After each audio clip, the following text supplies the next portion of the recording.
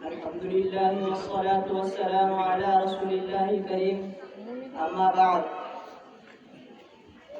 ہم اپنی جان کے دشمن کو اپنی جان کہتے ہیں، ہم اپنی جان کے دشمن کو اپنی جان کہتے ہیں، محبت کی اسی مٹھی کو ہندوستان کہتے ہیں۔ جناب صدر، معزز اساتذہ کرام اور عزیز ساتھیوں، السلام علیکم ورحمۃ اللہ وبرکاتہ۔ سب سے پہلے میں آپ تمام کو ہندوستان کی آزادی کی بہت بہت مبارکباد دیتا ہوں۔ حضرات، یہ آزادی کا دن یوں ہی حاصل نہیں ہوا ہے، اس کے لیے ہمارے آباء و اجداد نے بہت سی مشکلات اور مصائب کا سامنا کیا ہے۔ یہ آزادی کے دن کو حاصل کرنے کے لیے ہمارے آباء و اجداد نے کئی مشکلات اور مصائب کا سامنا کیا ہے۔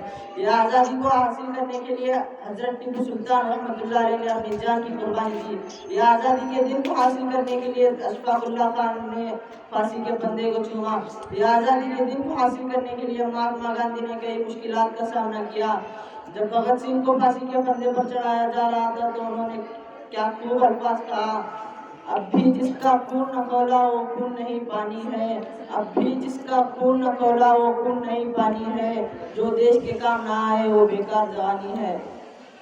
حضرات، ہندوستان کی تاریخ کہہ رہی ہے کہ ملک ہندوستان کی آزادی کے لیے بہت سے لوگوں نے اپنا اہم رول ادا کیا ہے، بہت سے جانیں قربانی کی ہے، بہت سے مال قربانی کیے، اپنے گھر بار کو چھوڑ کے لیے آزادی کے پیچھے لگے ہوئے تھے۔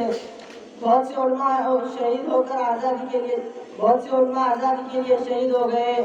اور اگر ہم بہادر شاہ